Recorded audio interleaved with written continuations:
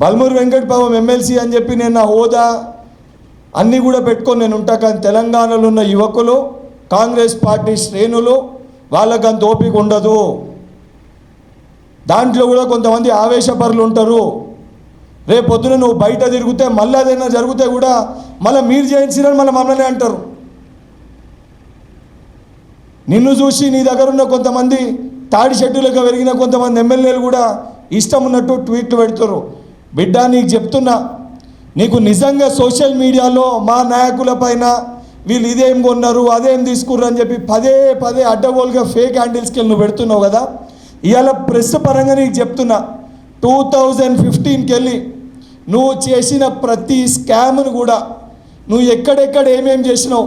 తెలంగాణలో 10 ఏళ్ళు విద్యార్థి విభాగ రాష్ట్ర అధ్యక్షుని లెక్క పనిచేసిన నాకంటూ కూడా తెలంగాణ రాష్ట్రంలో ఎన్ఎస్సీ ఒక పెద్ద సైన్యం ఉంది.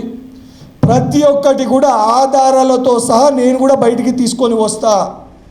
ఒక్కొక్కటిగా కోవిడ్ టైంలో నువ్వు చేసిన స్కామ్లు కానీ, అంబులెన్స్లు అని చెప్పి ఏ వ్యక్తుల్ని నువ్వు ఉద్దేశించి 830 కోట్లు ఒక స్కీమ్కి సంబంధించి ఏది బయటికి తీసుకొని వచ్చినావు.